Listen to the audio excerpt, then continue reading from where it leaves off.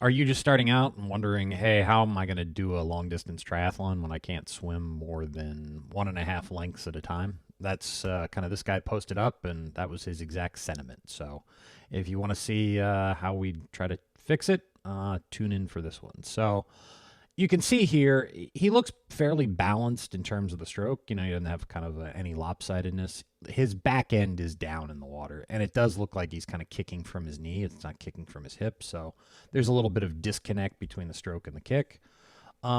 But, head and shoulders are definitely higher than the hips. Hips are higher than the feet. So that's the first thing we want to work on. His triathlon coach has him working on bilateral breathing, which I don't think he needs to do at all.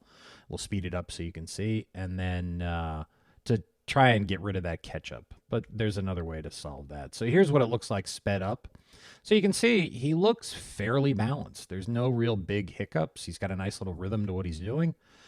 He just needs to get the back end up and the kick a little bit more connected to the pole. So kick with a board. You don't have to make this fancy. Just kick with a board. Work on getting really long on the water with your core engaged. Work on having that straight line right down the middle of your body with a lot of stability in the water.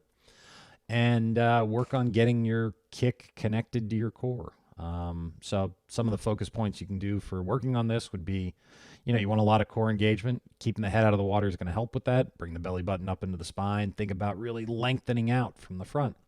Legs straight, kind of knees soft. Don't kick from your knees. You're going to want to point your toes.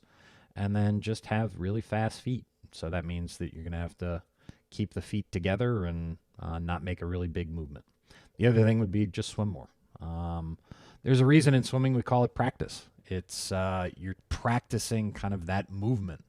And the only way to drive that neuromuscular engagement is through practice to improve the skills. So swim more. As always, thank you for tuning in. Please like, share, comment, subscribe, and I hope to see you in the pool soon.